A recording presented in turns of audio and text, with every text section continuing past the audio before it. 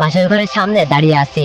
আমার স্বাস্থ্য ভাবি মানে নীলা ভাবি আমার হাত ধরে টানছে ফুল দিয়ে সাজানো বাসর ঘরে দিয়ে আসতে, যেখানে অপেক্ষা করছে আমার নতুন বউ। কিন্তু আমার একদম ইচ্ছা নেই বাসর ঘরের নতুন বউয়ের কাছে যেতে, কারণ আমার বউ খুব কালো। তাকে আমার একদম পছন্দ হয় নাই, হয়তো আজীবনও তাকে পছন্দ তো দূরের কথা, আরো তার প্রতি আমার ঘৃণা জমা হবে মনের মধ্যে। এতটা রাগ লাগছে এই বিয়ে নিয়ে, নতুন বউয়ের কথা মনে পড়লে মন চাচ্ছে সবকিছু ভেঙে ফেলি। আমি বললাম, দেখুন ভাবি, আমি যখন বলছি আমি ওই মেয়ের কাছে যাব না তো যাব না। নীলা ভাবি বলল, কেন তুমি যাবে না? সে তোমার স্ত্রী, তাকে ভালোবাসা আদর দেওয়া তোমার কর্তব্য। আমি বললাম, কিসের স্ত্রী? আমি তাকে স্ত্রী হিসাবে মানি না, আর কখনো মানবো না। নীলা ভাবি বলল, এমন করো না প্লিজ, নতুন বউ তোমার জন্য বাসের ঘরে অপেক্ষা করছে, আর তুমি এমন করছো, এটা কিন্তু খারাপ দেখায় ভাই। আমি বললাম, ভাবি প্লিজ, আপনি আর কখনো বলবেন না ওই মেয়ে আমার বউ। আপনি বলুন, আমি কি নিজের ইচ্ছায় বিয়ে করেছি নাকি যে আমার বউ আমার বউ বলছেন? নীলা ভাবি বলল, যেভাবেই হোক বিয়ে তো হয়েছে। আমি রাগ দেখিয়ে বললাম, বিয়ে আমায় জোর করে করিয়েছে। ভালো কথা, আমার থেকে জোর করে ভালোবাসা আদর তো আর পাবে না। নীলা ভাবি বলল, এমন করো না ভাই, না হলে খুব বড় একটা ঝামেলা শুরু হবে কাকাই জানতে পারলে। আমি বললাম, জানলে জানবে, সেই তো আমার জীবনটা নষ্ট করে দিল, পিতা হয়ে ছেলের জীবনের 12টা বাজিয়ে দিলই তো, এখন জানলে কি হবে? নীলা ভাবি বলল, তাড়াতাড়ি রুমের মধ্যে ঢোকো, ওই যে কাকিমণি আসছে। আমি বললাম, আসলে আসুক, তাতে আমার কি? নীলা ভাবি বলল, অনেক হয়েছে ভাই, এখন বউয়ের কাছে যাও, তোমার নতুন বউ তোমার জন্য অপেক্ষা করছে। আমি রাগ দেখিয়ে বললাম, আপনাকে না বললাম না ওই মেয়েকে আমার বউ বলবেন না? নীলা ভাবি বলল, তাহলে কি বলবো? আমি বললাম, আপনার যা ইচ্ছা তাই বলুন, তাও আমার বউ বলবেন না ওকে। আর এত বউ বউ করছেন তো ভালো, ওই মেয়েকে কিভাবে বাড়ি ছাড়া করতে হয় শুধু দেখুন।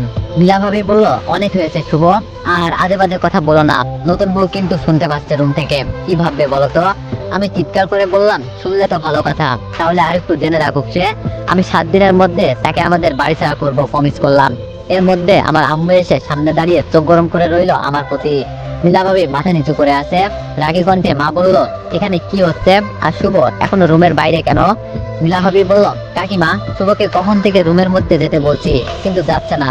আম্মু বলল, নীলা, তোকে না বললাম শুভকে দিয়ে আসতে রুমের ভিতরে? নীলা ভাবি বলল, আমি তো রুমের মধ্যে নেওয়ার জন্য হাত ধরে টানছি, তাও তো শুভ এক পাও নড়ছে না। আম্মু বলল, মনে হয় শুভ লজ্জা পাচ্ছে।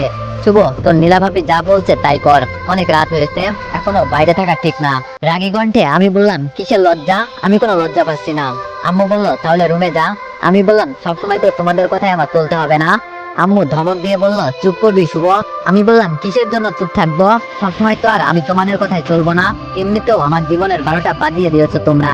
আম্মু বলল, যা করছি একদম ঠিক করছি, তোর ভালোর জন্য করছি।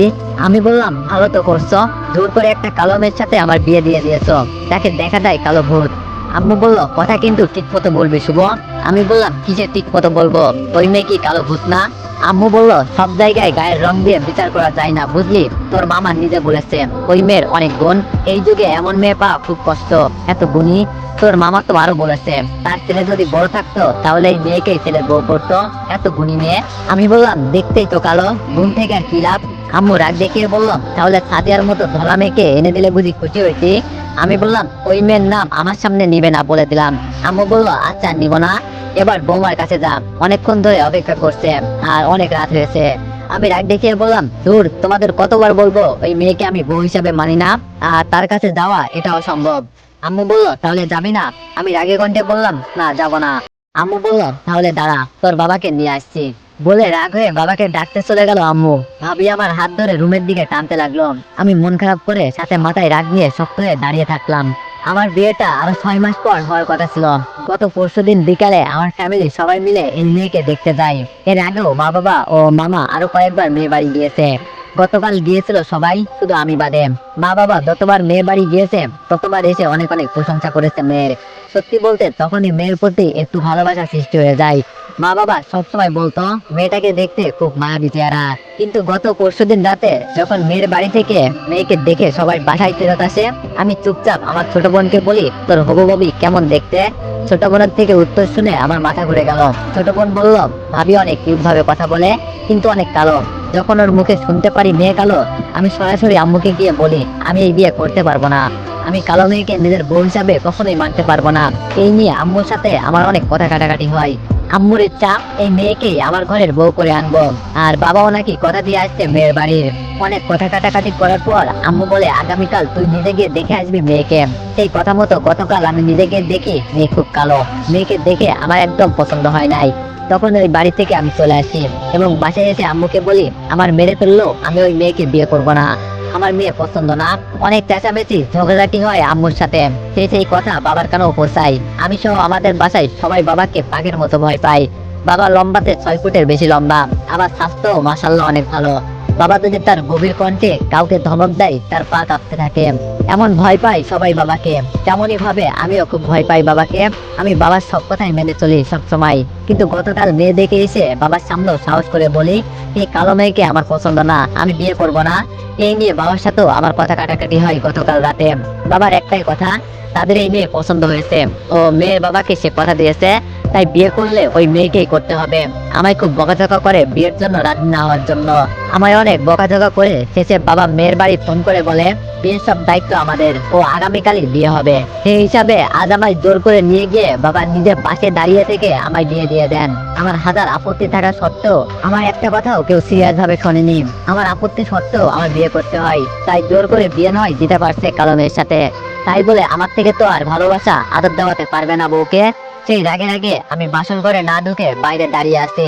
না, যাব না বাসর ঘরে। না পাবে ওই কালো মেয়ে আমার থেকে আদর, না পাবে ভালোবাসা। মেয়েটি শুধু কালো বলে আমি তাকে এতটা ঘৃণা করি তা কিন্তু না। ঘটনা আরো 6 মাস আগের ঘটনা। তাহলে শুনুন। আমি মোহাম্মদ আসলাম হোসেন শুভ। আমার বাসা ফরিদপুর। আমি ফরিদপুর শহরের মধ্যে নতুন একটা রেস্তোরাঁ খুলেছি বছর খানিক আগে। আমার অনেক দিনের স্বপ্ন ছিল আমি নিজে কিছু করব, নিজের স্বপ্নের মতো সাজিয়ে। তাই 23 বছর বয়সে সাহস করে রেস্তোরাঁ খুলে বসি। গত 1 বছরে ভালোই চলছে আমার রেস্তোরাঁ।